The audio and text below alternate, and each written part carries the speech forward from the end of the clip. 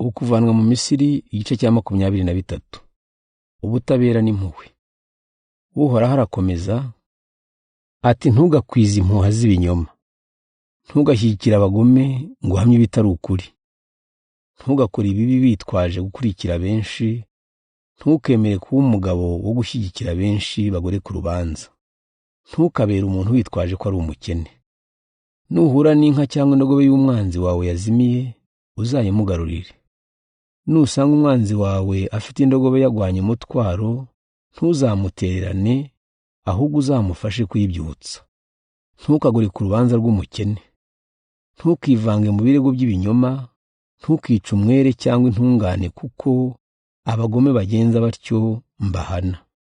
Ntukakire ruswa, kuko ihuma amaso kandi ikagoreka abantu b'intabera. Ntimugakandamize abanyamahanga batuye muri mwe, kuko muzi neza uko bamerewe, kubera ko namwe mwabaye abanyamahanga mu Misiri. Umwaka wa 7 n'umunsi wa 7. Mu myaka 6 ujye ubusarure, ariko mu wa 7 ujye uraza imirima, kugira ngo ibyimejejemo bitunge bene wanyu b'abakene, nabo ibyo bashigaje bitunga inyamaswa. Imizabibu n'iminzenze nabyo ntuzabisarure.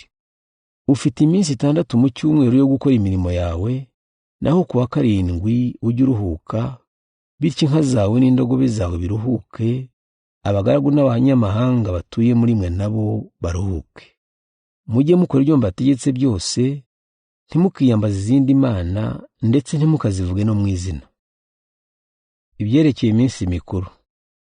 Uko umwaka utashye, muzajye mwizihiza iminsi mikuru yo kuza kundamya inshuro 3. Mu kwezi kwa Abibu, mujye mumara iminsi 7 mwizihiza iminsi mikuru y'imigati idasembuye, nk'uko nabibategetse, kuko muri uko kwezi ariho mwavuye mu Misiri. Ntihakagire ujya aza kundamya nta turo azanye. Kandi mujye mwizihiza iminsi mikuru y'isarura rya mbere, ari ryo ry'ibinyampeke. Mu mpera z'impeshyi mujye mwizihiza iminsi mikuru y'isarura ry'imbuto. Muri izo nshuro 3 abagabo bose b'Abisiraheli bajye baza kundamya jyewe Nyagasani Uhoraho. Muri iyo minsi mikuru ntimugature imigati isembuye igihe muntambira ibitambo, kandi urugimbu rw'igitambo ntirukarare. Umugano w'ibyo musaruye mujye muwuzana mu nzu yanjye, jyewe Uhoraho Imana yanyu. Ntimugatekeshe umwana w'ihene amahenehene ya nyina. Amasezerano n'amabwiriza. Ngiye kohereza umumarayika abagenda imbere, abarinde mu rugendo, maze abageze mu gihugu nabateganyirije. Muzite ku byo ababwira mu mwumvire, ntimuzamugomere kuko atabyihanganira kandi ari umutumye. Nimumwumvira mugakora ibyo mbabwira byose, nzarwanya abanzi banyu n'ababisha banyu.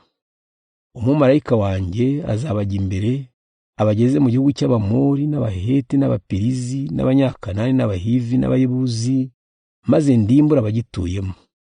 Icyakora ntimuzapfukamira ibigirwamana byabo ngo mubisenge, kandi ntimuzakurikiza imigenzo yabo, ahubwo muzatsembe ibigirwamana byabo, musenyagure inkingi z'amabuye basenga.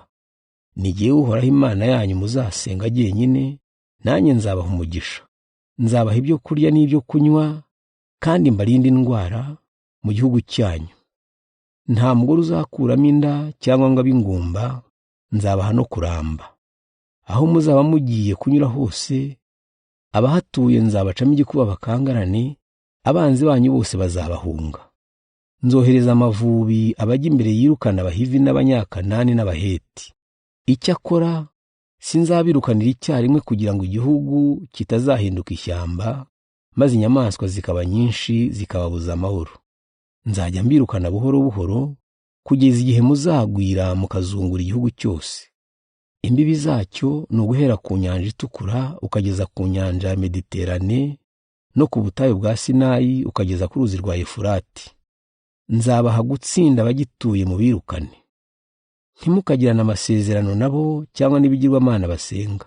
Ntimuzabemereye kuguma mu gihugu cyanyu, batazabatera kunshumuraho, muramutse muyobose ibigirwamana byabo mwarimbuka.